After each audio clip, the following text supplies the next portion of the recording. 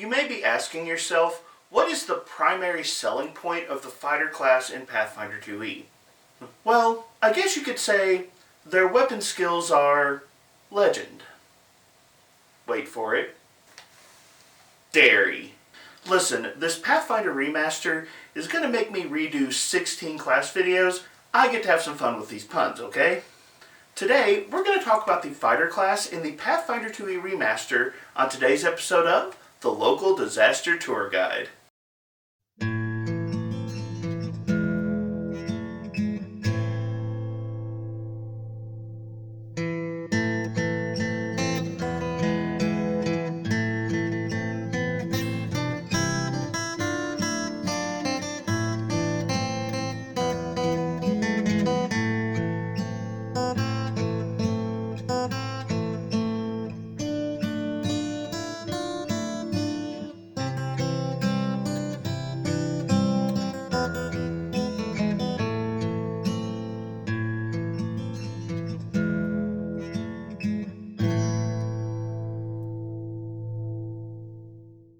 Hello travelers and tourists, my name is Mark and I'm the local disaster tour guide.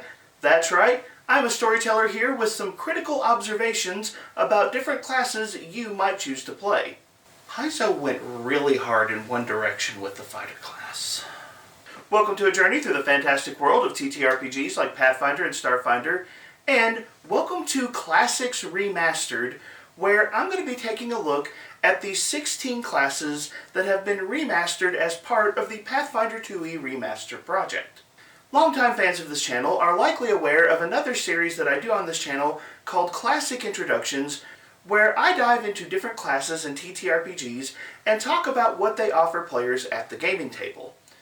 In 2023, I finally managed to cover all of the classes that are currently available in Pathfinder 2nd Edition, which naturally means that Paizo had to come in and drop the remastered classes, invalidating over half of the work I've previously done in that series. Don't worry, I'm not blaming Paizo, I'm blaming the OGL.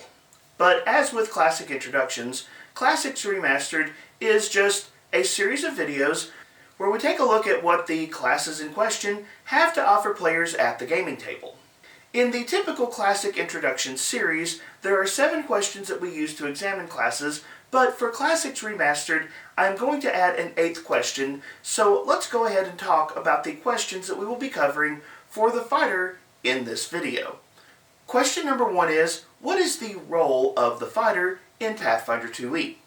Question number 2 is, how complex is the fighter to both build and play inside of the game? As for question number 3, this is the new question that I'm adding to the Remastered series, which is, what is different about the class in the remaster?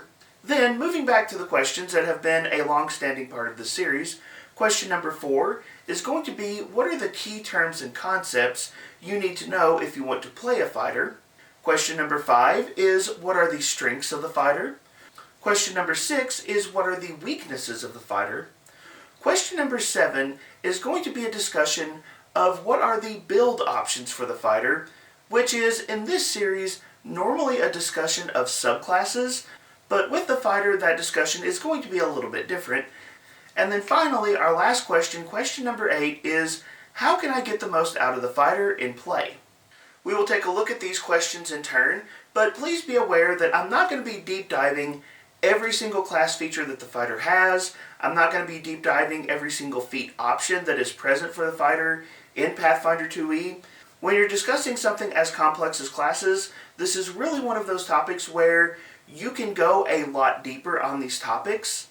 If you're interested in seeing some discussions about individual feat choices or individual options that a fighter can select, I'm going to throw a couple of links in the video description. One is going to be the Nonat1's deep dive to the fighter class, where he talks about a whole bunch of feats. Now, the content he covers is pre-remaster, but with the exception of some name changes, most of that content is going to be almost identical to what you'd find in the remaster. And then the other link that I will make available is to the RPG Bot discussion of the fighter class in Pathfinder 2e, where they rank and discuss each of the options that the fighter has available.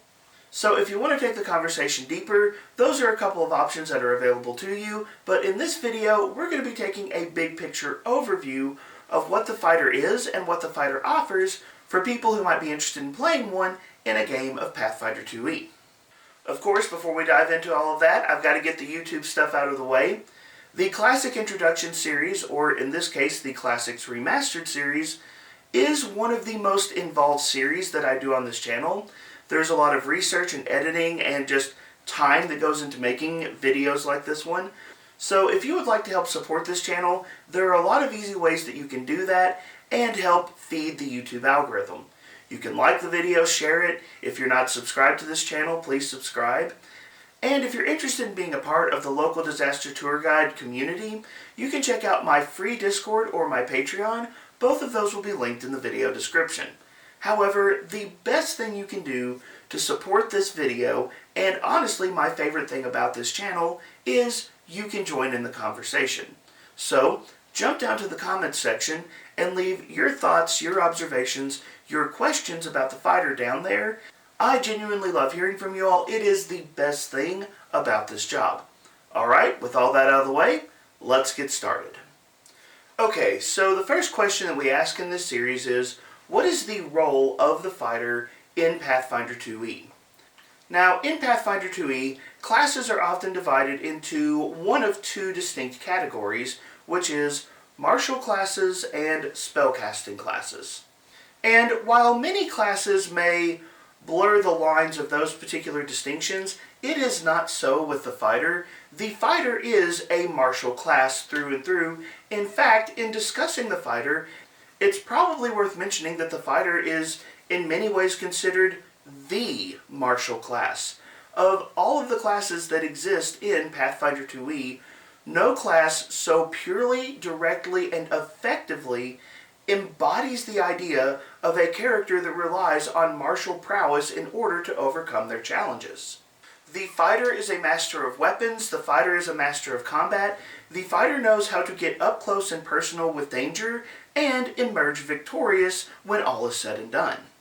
There are many classes that would be deemed martial classes in Pathfinder 2e, things like the Barbarian and the Ranger and the Monk, but oftentimes when we examine those classes, we actually examine them in comparison to the fighter, because the fighter is in many ways the baseline of what we consider a martial class to be. And so if you think of classes in this martial and spellcasting divide, the fighter is about as martial as a class can get. But what does that mean in actual play? Now, these terms are not terms that Paizo uses, but they are terms that I have seen referenced frequently in discussions about the fighter around the internet. So I'm going to go ahead and employ them here. The fighter, in Pathfinder 2e, most often fills the role of a striker in combat, and can also effectively fill the role of a defender in combat. Neither of these two things is particularly surprising. They are a martial character, so they have a ton of offensive capability. They have weapons and they know how to use them well, so their ability to deal incredible damage with their weapons is one of the hallmarks of the fighter. And then many fighters also come with heavy armor and powerful shields that they can use to protect themselves and their allies, meaning that while the fighter is not the most defensive class in this game, that role is probably reserved for something like a champion. The fighter is still a very effective defender, allowing them to hold the front line for their party and protect the more vulnerable members of their group. Now, with all that being said, this does create a little bit of an identity crisis in discussing the fighter, because if the fighter is the martial class, if it embodies the roles we associate with martial characters so clearly, and if other martial characters are compared to it, how does the fighter distinguish itself? Now, there's a lot you could say on that subject, but I think the easiest description of how the fighter distinguishes itself against other martial classes in Pathfinder 2e can be summarized in this statement: the fighter is the most accurate martial class in the game. We'll get into the specifics of why this is true and how it influences the fighter's gameplay later, but when you think about combat as a whole, you can look at the fighter class and as a general rule say, the fighter is going to be more accurate than most of the other characters at the same level as them. But let's move on to the second question in this video, which is, how complex is the fighter in Pathfinder 2e, and specifically, how complex is the class both to build and to play? This is an important distinction. Some classes may be difficult to get into, but then once you have the class actually set up, once you have built your character, the actual play pattern is fairly stable and fairly easy to predict. On the other hand, some classes are relatively easy to get into, but then when you get to the gaming table, you are suddenly presented with a wide variety of choices, and the process of figuring out the best thing to do in a given moment can become a lot more complex, and in the case of the fighter for Pathfinder 2e, I think the latter is definitely true. If you're coming from other tabletop RPGs, there is something about the fighter I think you should know, which is the Pathfinder 2e fighter is a little more complex than the fighter you will find in other games. When I used to run Pathfinder 1st Edition all the time, fighter was often the class that I would give to brand new players to help them learn the game. It was relatively straightforward, it was relatively easy, and new players didn't have to make a lot of choices. You run up and you hit the monster, that's what you do. The Pathfinder 2e fighter is honestly a little bit of a different creature. When 2e first launched, there was actually a discussion that I remember going around where several people discussing 2nd edition were talking about the fighter and they were using the term sword mage. And the reason that they used that language was to describe the fact that Paizo has put a lot of tactical options into the 2e fighter, which honestly I think are a wonderful addition to the game, but which also make the class a little more difficult to play at the gaming table. I think the fighter is relatively easy to build, especially compared to classes like the Alchemist, Oracle, or Summoner. So much easier to build than those three. Getting into the fighter is relatively straightforward, but when it comes to playing the fighter, managing the various actions and reactions that your character has access to is going to be a little bit trickier. Just to give you a simple example, fighter is the only class in the game that comes with 2 reactions automatically built into the class, shield block and reactive strike. Many classes will have 1 reaction available, and lots of classes can gain other reaction options, but the fighter is a class that comes with 2 reactions available out of the gate, but you only get 1 reaction around, meaning that even a first level fighter may find themselves in a situation where they have to guess which reaction is more important to have ready. Now yes, that is a relatively simple example, but when you dive into the different class feats and different tactical options that the fighter has available, you will quickly discover that the fighter is a class that comes with some stuff to manage at the table. Now, is that stuff fun and exciting, and will you do some cool stuff with it? Most definitely, but I just want you to be prepared, because if you're playing a fighter, getting into the class is simple, but playing the class is going to prove a little more complex. Therefore, overall, I give the fighter a build complexity of 5 out of 10, but a play complexity of 6+ out of 10. Now, why do I use 6+ in this particular instance? Well, one of the pieces of good news here is, since most of your complexity comes from the fighter class feats that you pick, you kind of get to pick how complex you want your fighter to be. So it's definitely a sliding scale, and it's possible to have an easier to play fighter or a much more complex to play fighter, and you can kind of select where you feel comfortable along that scale. Now, before I leave the discussion of complexity, I do want to add in one more note that is common in these videos, which is never let complexity scare you off from a class that you are interested in playing. I've been running TTRPGs for years, and I have seen brand new players pick up some of the most complex classes in Pathfinder and other RPGs and do very well with those characters. Long experience has shown me that enthusiasm for a character easily outweighs the complexity of that character, so if you are excited about something, if you see something in the fighter class that just really speaks to you and you're like, that sounds fun, I want to do that, we're talking about critical hits. Fighter critical hits are fun. If you see something in the fighter that you really enjoy, by all means give this class a shot. There is no class in Pathfinder 2e that I think is too complex to be worth playing. But there is a piece of good news on the complexity rating of the fighter, which is I've actually lowered the complexity rating of the fighter from the original video that I did when I started this series oh so long ago. The original fighter had a complexity rating of 7 out of 10, but now that rating is lower, and the reason that rating is lower is because of question number 3 in this series, which is, what's changed? What is different about the fighter now that the Pathfinder 2e Remaster has arrived? Now, as with most classes in Pathfinder 2e, a large chunk of what the Remaster has done is changed terminology, but not necessarily changed game mechanics. So, as an example, fighters have an ability called Reactive Strike. Prior to the Remaster, this was called Attack of Opportunity. The name has changed, but the mechanical impact of the ability has not. It does the exact same thing that it used to do, they've just updated the terminology for their new gaming license. When it comes to serious mechanical changes for the fighter, and what that means for the gameplay of the fighter, the main thing you need to know is, now that the Remaster has arrived, the open trait has been removed from several fighter abilities. We won't dive too deep here. The open trait used to be a trait that signified that certain fighter abilities could only be used at certain times, in effect turning certain moves into opening moves for a round. The open trait has now been completely removed from the fighter, meaning that any abilities that used to have that trait now have fewer restrictions on when and how you're able to use them.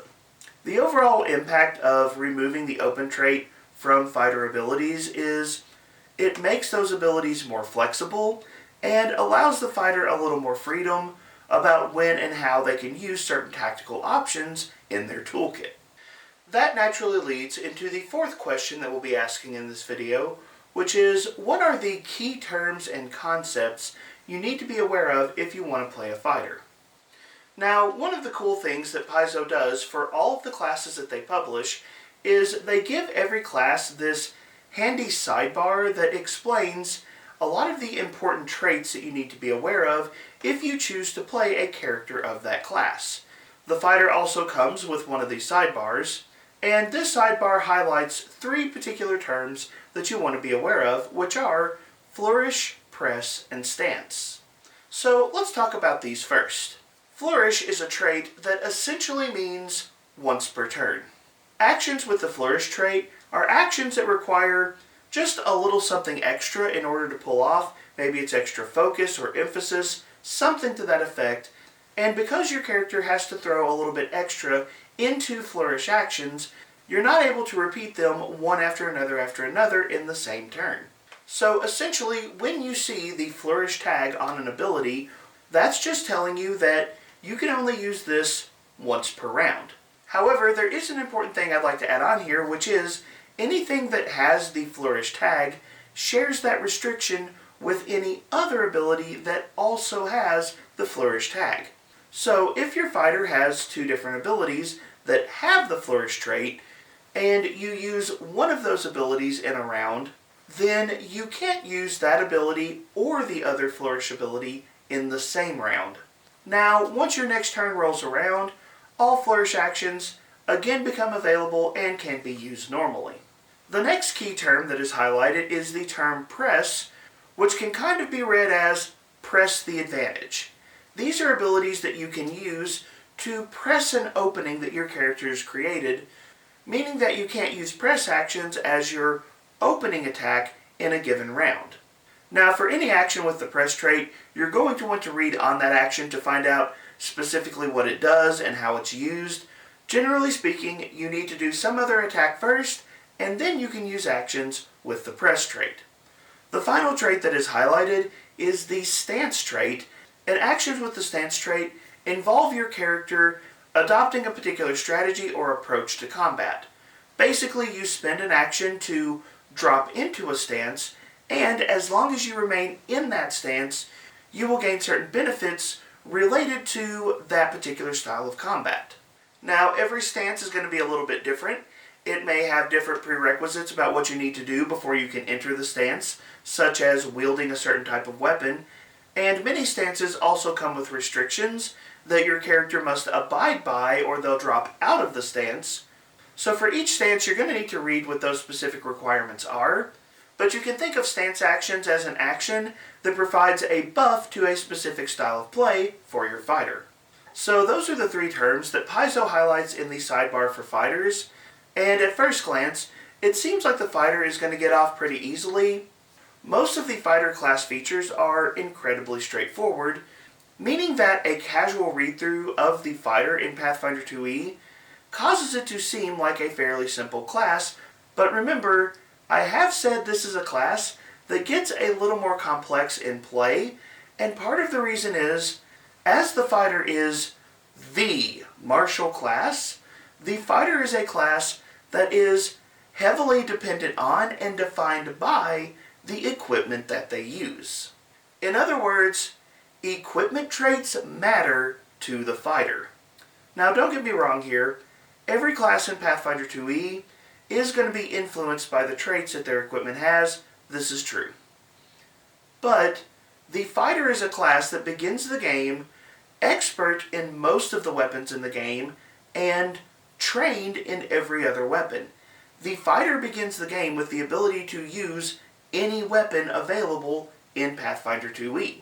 And one of the things that Pathfinder 2e has done to make their weapons much more interesting is the vast majority of weapons in this game, even a lot of simple weapons, have at least 2 traits. Weapons come with traits like Agile, Finesse, Reach, Backstabber, Deadly, Fatal, Sweep. The list could keep going. There are a ton of different ways that weapons distinguish themselves from one another, and the fighter has the ability to use all of them.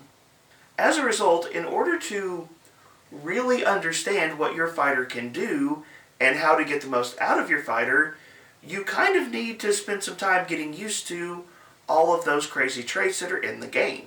They are all potentially relevant to what you can do.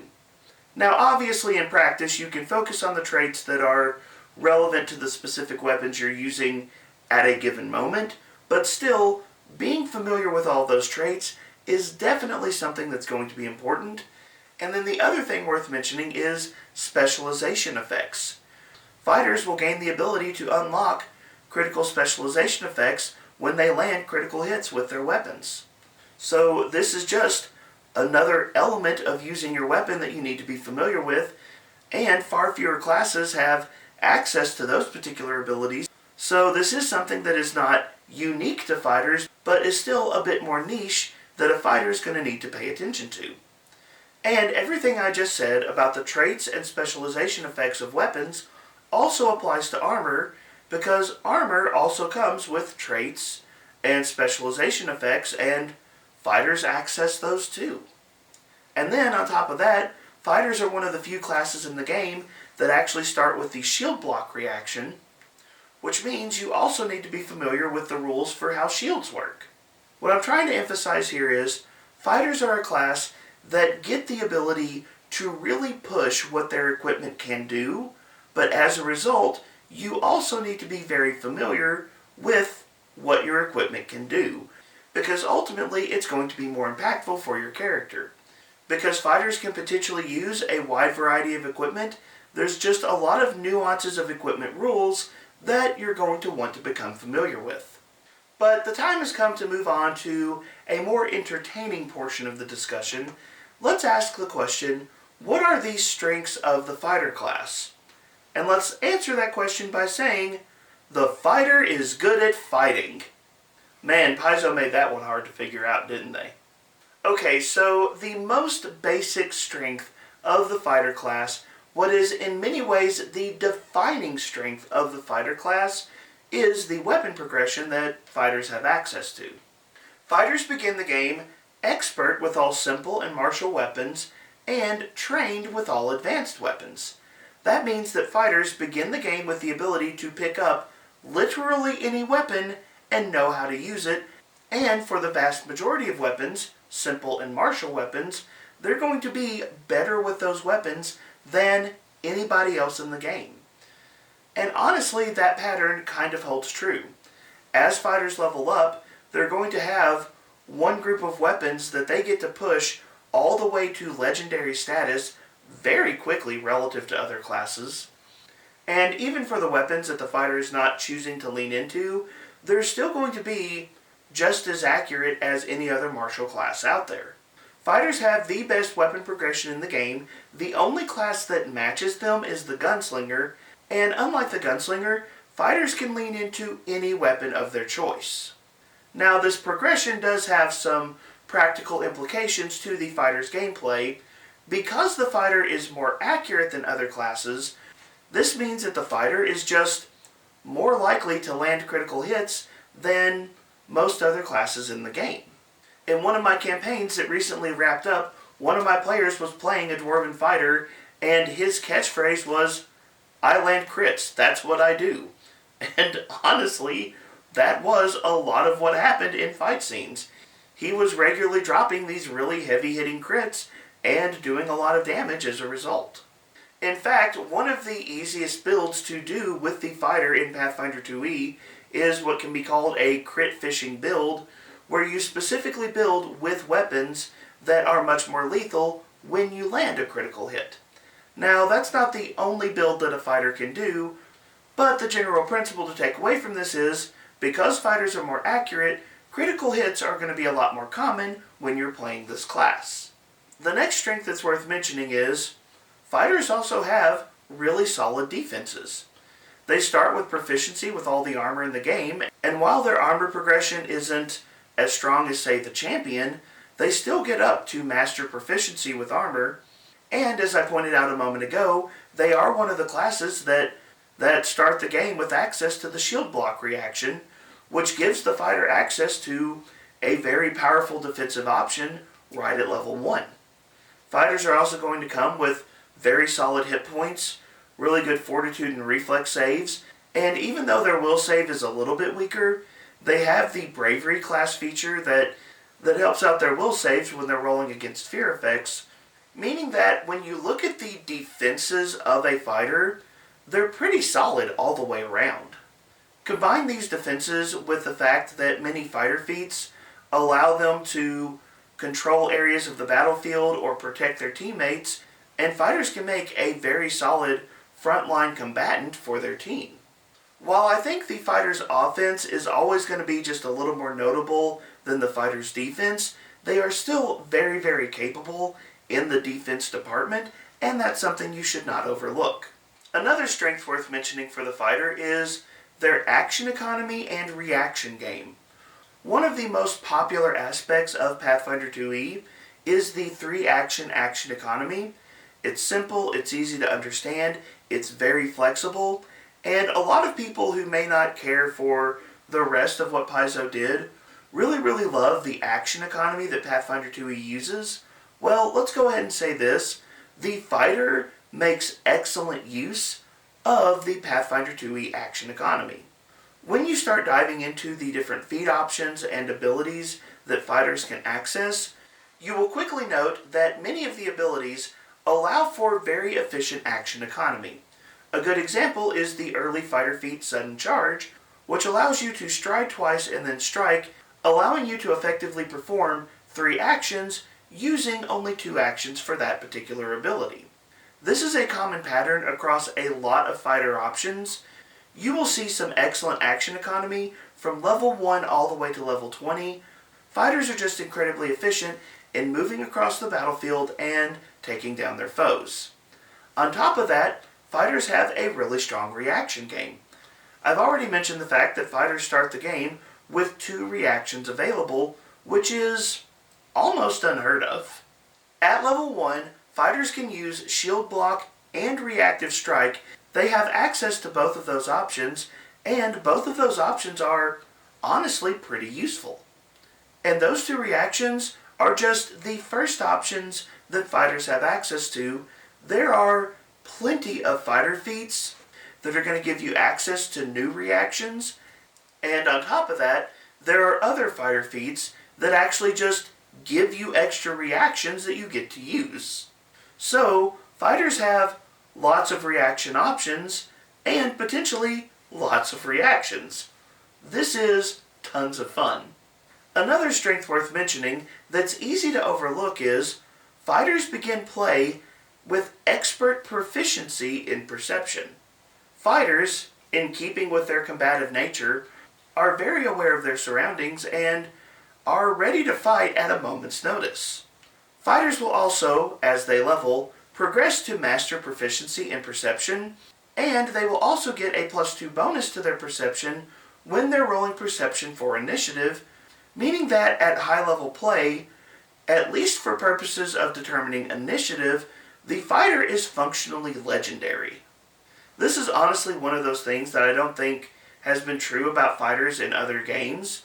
Paizo has effectively made fighters into one of the best lookouts for their team, and it is a really nice benefit to have your combat specialist ready for combat basically at all times. The last strength that I want to talk about for the fighter class is going to come in the form of 2 class features that the fighter gets. The final strength for the fighter class that I want to discuss is going to come in the form of 2 class features that the fighter is going to gain as they level up. The first one is called Combat Flexibility, and the second one is called Improved Flexibility. Basically, what these 2 class features are going to do is they're going to give you the ability to pick a slightly lower level fighter class feat that your fighter has access to during the course of the day. Once you have access to both of these abilities, this is essentially 2 bonus class feats that you can switch out every single day. Is your fighter likely to go up against flying foes? Well, use Combat Flexibility and Improved Flexibility to pick up a couple of archery-related class feats, and now you'll be more prepared if those fights break out. Is your fighter likely to face foes that are going to be using combat maneuvers such as shove or grapple? Well, guess what? You can use Combat Flexibility and Improved Flexibility to pick up class feats that allow you to effectively grapple and shove or use other maneuvers, and you're ready to compete. Combat Flexibility and Improved Flexibility allow you to adapt what your fighter can do on a daily basis without going through a full retraining process for your fighter, and they are incredibly useful abilities. I cannot oversell how beautiful these 2 abilities are and how seriously you should take them if you choose to play a fighter. So, in summary, what are the strengths of the fighter? Well, they have the best weapon progression in the game, solid defenses, excellent action economy, a fantastic reaction game, wonderful perception, and incredible flexibility in the form of the Combat Flexibility and Improved Flexibility class features. All of this taken together means once your fighter rolls initiative, it is game on. You have the tools, you have the tricks, you're going to be effective, you're going to be a force on the battlefield, and your team is going to appreciate everything that you can do. So naturally at this point you may be asking yourself, what are the weaknesses of the fighter? And if you're paying attention to the things that I've been discussing so far, you can probably guess where the weaknesses will come into play. If the strengths of the fighter are they're good at fighting, then the weaknesses of the fighter are outside of combat, the utility of the class is going to drop off very quickly. Compared to a lot of other classes in Pathfinder 2e, the fighter is going to lack some serious utility outside of combat.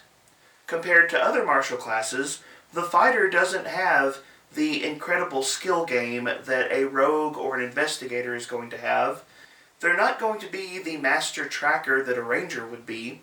And even other classes that would still be considered very heavily martial classes, such as the barbarian and the monk, are still going to have an array of tricks that feel like they have at least some application in non-combat scenarios. Now don't get me wrong, the fighter is going to be able to train up some of their skills, they're going to be able to access some skill feats. The fighter has some potential to do some serious work with skills, just like any other class in the game. The problem here is, the fighter as a class doesn't lean into any particular skill that has a lot of application outside of combat. If it comes to hitting things, grappling things, shoving things, the fighter's great, but if weapons haven't been drawn yet, the fighter's going to feel like it doesn't have anything special that it brings to the table. And then, going all the way back to some of the early discussions in this video, we talked about how in Pathfinder 2e, the two broad descriptions of classes in Pathfinder 2e are martial classes and spellcasters. Well, as the fighter is the martial class, that means it is definitely not a spellcasting class. I know this feels like a simple point, but what this means in practice is the fighter doesn't have any magical options to expand what they're able to do, and especially outside of combat, you're going to feel that impact to the fighter's utility. Now, there are ways around these 2 points. The excellent way that Paizo has done archetypes in Pathfinder 2e means that a fighter can archetype out and pick up skill options, spellcasting options, pick up different things that they can add to their toolkit to diversify what they can do both in combat and out of combat. There are things that a fighter can do to shore up these weaknesses, but in general, the base version of the fighter is really, really good at fighting and kind of bland in any other scenario. Another weakness of the fighter that's worth mentioning comes in the experience of playing a fighter, which is simply in the form of analysis paralysis, by which I mean the fighter is going to have a lot of tactical options at their disposal, but with a variety of tactical options available, you will find a lot of different decision points, and that means that, strangely, the fighter can end up doing something that's normally attributed to people who play spellcasters. When the fighter's turn comes up, you may be looking at an array of different options and really struggling to figure out what is the best option in this moment. Now, for some players, having that array of tactical options at their disposal, that is their bread and butter. They love that, and it is something that they are ready to dive into. If that's something you truly enjoy, then this may not be a weakness for you personally. But if you're the kind of player who prefers a very simple rotation, something that's easy to learn and something that's easy to follow, the fighter could be a class that becomes a little bit frustrating when it's time to actually play them at the gaming table. The last weakness for the fighter that I'd like to mention is a little bit of a personal opinion, but I do think it is worth mentioning. The fighter is, at least to me, the most generic class in all of Pathfinder 2e. Are they good at combat? Yes. Do they have a lot of options in combat? Most definitely. But the class is also just kind of bland. Fighters do not have subclasses. And with that lack of subclasses comes a lack of hooks to really help you invest in your character. At this point in Pathfinder 2e's life cycle, fighter subclasses are definitely not going to happen, so that's just something that I have to live with. Be aware that you are approaching a class where Paizo very deliberately avoided using subclasses. As a result, the defining element of your fighter is often going to be the equipment that they use, so the weapon that they wield or the armor that they wear, and at the end of the day, if the most prominent facet of your character is he has a sword, that may not be the most compelling character concept that you ever try to play. What I'm saying is, if you're going to play a fighter, come prepared to add some of your own flavor and emphasis to the character, because honestly, this is a class that is pretty bland in its basic interpretation. So with that in mind, that actually brings us to question number 7, which is, what are the build options that I have if I'm going to play a fighter? Now typically in this portion of the video, I would start talking about subclasses and how your choice of subclass might influence your character, but with the fighter, Paizo deliberately designed the class not to have subclasses. This means that your fighter is truly a blank slate. Your fighter is going to be defined by the equipment that they use and the class feats that they take. Those two things determine who your fighter is and how your fighter plays. Now with that being said, even though the fighter doesn't have specific subclasses, I do think you can look at the different class feat options that are available to the fighter and pick out a few, shall we say, general concepts that your fighter can build around. However, in discussing these general concepts, I want to emphasize something very important. The fighter is a class that can very much dip into and out of these different concepts based on what they need and what they want to do.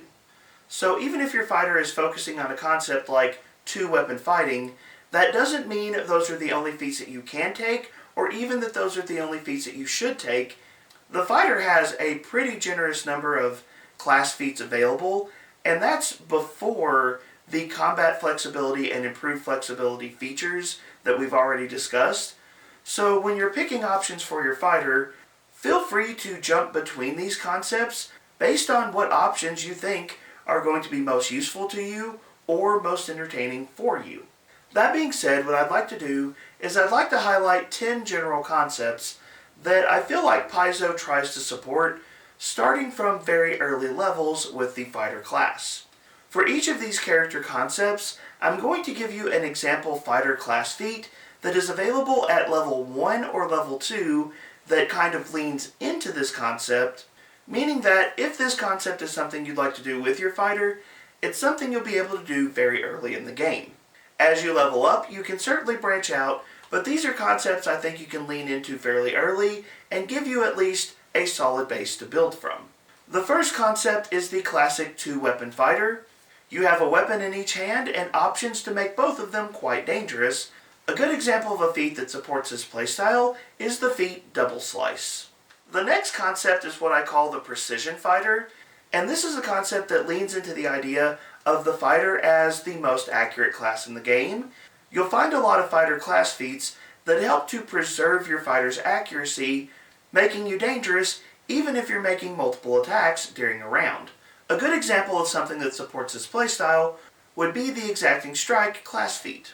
The next concept worth discussing is the ranged weapon fighter, because there's nothing that says that your fighter has to be up close and personal. The fighter can be very effective at range, and there are a lot of fighter class feats that support ranged combat. It is worth noting there is a little bit of a split in the fighter class feats here. There are some fighter class feats that seem to be ranged combat in general, and then there are also some fighter class feats that seem to focus very heavily on specifically thrown weapons. A good example of the former would be something like Point Blank Stance, and a good example of the latter would be something like Rebounding Toss. The next concept is a classic fighter concept. It's the Brute Fighter, or the big two-handed weapon fighter. And if you're a player that wants to lean really hard into critical hits, let me just say that the Brute two-handed weapon fighter is one of those options where you can have a lot of fun. There are a lot of fighter class feats that really lean into these heavy weapon options, with a good example being Vicious Swing, which is the remaster rename of the classic power attack. One of the concepts that I think is a little easy to overlook, but is very versatile and well supported by the fighter, is the classic sword and board, where you have a weapon in one hand and a shield in the other. As I've mentioned, fighters are one of the classes that begin the game with access to the shield block reaction, so sword and board is actually a very doable playstyle for the fighter, and the fighter even gets some very creative feats that play off of this playstyle, such as the aggressive block class feat. The next general fighter concept worth noting is what I call the maneuver fighter, and this is the fighter that's going to be doing things like grapple, shove, trip, essentially maneuvering foes around the battlefield. You will find a lot of different fighter class feats that either allow you to more effectively use these maneuvers or give you advantages against foes when you use those maneuvers. If you're the kind of player who likes to do more than just attack an opponent, this is a fantastic concept, and a good early example of this playstyle would be the Snagging Strike class feat. One of my personal favorite concepts for the fighter in Pathfinder 2e, though, is something that I call the Blitz fighter. You will find a lot of fighter class feats that center around the idea of just getting into the fight as fast as possible. You want to get up close and personal, you want to be someone else's problem as quickly as you can be, And there are a lot of abilities that support this playstyle, with an easy early example being the sudden charge feat. If you prefer a concept that's a little more reserved, you could also try a duelist playstyle, where you have a weapon like a rapier in one hand, and you focus on a more measured and technical style of combat, and for a good example of this, you can look at class feats like dueling parry. As for some other fighter concepts that you might consider, while fighters are not exactly known for being skill-heavy classes, there are some fighter class feats that can reward you if you're willing to lean in to some of the skill options that you have available. The first example of this is what I would call the Intimidator concept, which builds off fighter feats like Intimidating Strike and plays into the idea of trying to terrify your foes as a way of trying to gain an advantage on the battlefield. And then another option is what I like to call the Tactician option, which can play into feats like Combat Assessment. Now, I will say for the Tactician concept and feats like Combat Assessment, this particular build concept really feels like Paizo put it in place to support certain archetypes that a fighter player might take. What I call the Tactician feels a little bit shallow if you're playing a character that just uses straight fighter options, but in combination with some of the fantastic archetype options that a fighter can certainly go into, I do think things like the Combat Assessment feat that the fighter has are things that you can get some serious mileage out of. So that is 10 quick fighter concepts that I think Paizo offers some early support to if you want to play a fighter of that style. But again, let me emphasize that your fighter can very easily dip into and out of these concepts and take a best of several worlds approach, because you definitely shouldn't feel like your fighter needs to be locked into one of these particular concepts. You have plenty of class feats and you can definitely play around with these. And it's also worth noting that there are some fighter class feats that don't play into any of these concepts, but can still offer a lot of fun utility. For example, fighter feats like Lunge and Blade Break don't really fit any of the concepts I just mentioned, but both have a ton of utility in actual play. But now the time has come to address the last major question of this video, which is, how can I get the most out of the fighter in play? And if you're a longtime viewer of this series, you probably know the very first point I'm going to make. Retraining rules are core. Know them, use them, love them. Do not take retraining rules for granted. Fighters have a very generous allocation of class feats, and that's before you even mention combat flexibility and improved flexibility, which are literally bonus class feats that you have the option to retrain every single day. As a fighter, you have choices, and there is no reason to lock yourself so heavily into a particular choice that you feel like you can't try anything else or do anything else. One of the great things about Pathfinder 2e is the absolute wealth of options that Paizo offers in this game, and retraining is a tool that specifically allows you to play around with those options. So, use combat flexibility and improved flexibility to switch out your options day to day, and then if you find some options that you're getting some good mileage out of, use downtime to formally retrain those options and make them a more permanent part of your toolkit. Retraining is powerful in this game, and as a fighter, you actually get to test stuff out before deciding if you want to retrain, so definitely take advantage of those rules.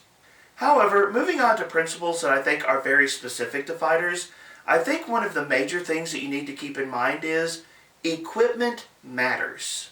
Behind only classes like the Gunslinger and the Inventor, Fighter truly is a class that feels like it is defined by the equipment that they are using. The weapons that you wield, the armor that you wear, the shield that you employ if you employ a shield. Fighters really have the ability to push what their equipment can do, and as a result, knowing your equipment, knowing what your equipment is capable of, and how to get the most out of your equipment, that is very important with this class.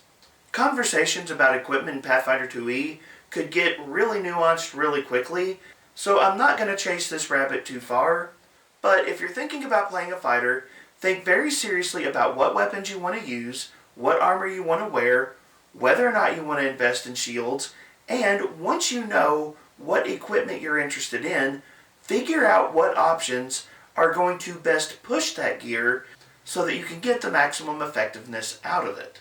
Also, on a gear-related side note, a lot of people from other TTRPGs tend to overlook consumables when they come to Pathfinder 2e. As a general rule, don't overlook your consumables. Things like potions are very important. But on the subject of equipment, one thing I would like to mention is Paizo actually gives us a category of consumables that are almost expressly designed for martial classes, which comes in the form of talismans, so those are items that you probably shouldn't gloss over. The next 2 points I'd like to discuss on the fighter go back to some of the weaknesses that I mentioned for the fighter, and one of the main weaknesses that we discussed earlier is the fact that the fighter doesn't have a lot of out-of-combat utility. Inside combat, the fighter is great. Outside of combat, the fighter class isn't going to give you much in the way of utility, and what that means is you should be looking at some of the other areas for your character to see how you might add some utility to your fighter. Things like the skills that you invest in and the skill feats that you take, or your ancestry and the ancestry feats that you select. These are the routes that you'll need to use if you're trying to add some utility to your fighter, so that's definitely something that you'll need to pay attention to. However, there is one option for adding utility to your fighter that I've already teased a couple of times in this video, and this is definitely an option that if you're playing a fighter, I strongly recommend that you look into, and that is archetypes. The archetype system in Pathfinder 2e is honestly one of my favorite things about this game. Archetypes are absolutely amazing. You can get so much variety, so much utility, so many options just by investing a few class feats into an archetype. You can really round out what a character can do using the archetype system in Pathfinder 2e. And this is an area where honestly, the fact that the fighter is a little bit of a generic blank slate plays to its advantage. Now, this is kind of a technical point, but in general in Pathfinder 2e, martial classes are usually better for taking archetypes than spellcasting classes, and part of the reason that martial classes have an advantage is because typically they have a lower opportunity cost for actually archetyping. Most martial classes have, on average, more class feats that they can spend on archetypes than spellcasting classes would have, and as a result, that means that the actual cost to dip into an archetype and pick up a few cool abilities is lower for martial classes. Well, I've already mentioned a couple of times, fighters also have combat flexibility and improved combat flexibility, which are literally just daily, retrainable class feats. Now, you can't use the class feats from those features to take archetype feats. That's not an option, but since you have those two bonus class feats, they actually offset any class feats that you might spend taking an archetype. This means that of every class in Pathfinder 2e, the fighter actually has the lowest opportunity cost to take advantage of the archetype system. Since the archetype system is such a fantastic system, this means that the fighter is incredibly well positioned to take advantage of that system and really get more mileage out of the archetype system than other classes in this game might experience. On top of that, since the fighter is kind of a generic class, you're not really leaning too heavily into one specific concept when you play a fighter. That means that the fighter also doesn't eat up a lot of the flavor that might go into using an archetype as well. Seriously, the fighter is a powerful blank slate that can easily apply any archetype on top of it to create very effective, very powerful characters, and in so doing, you can also very quickly address many of the utility concerns we previously discussed in this video. And with that, we have covered all of the information for this first episode of Classics Remastered. In the 2e Remaster, Paizo has made the fighter slightly simpler than it used to be, but it is still a very deep and tactical class that brings a lot of power to the table inside of combat. If you're a player who enjoys analyzing the battlefield and really figuring out what tactics can bring the greatest benefit to your party, the fighter is a wonderful class that I think you'll get a lot of mileage out of. But the time has come for me to turn the conversation over to you. What are your thoughts about the fighter in the 2E Remaster, and do you agree with my analysis? Are there strengths of the class that I have overlooked, or are there weaknesses of the class that I have failed to mention? And what advice or tricks would you offer someone who is considering playing a fighter in Pathfinder 2E? Jump down to the comments section and let me know what your thoughts are. And don't forget all of that other YouTube stuff. Please remember to like, share, and subscribe. And you can check out my free Discord and my Patreon. Both of those will be linked in the video description. But as always, thank you so much for being here. Thank you so much for being part of the conversation. Have a wonderful day.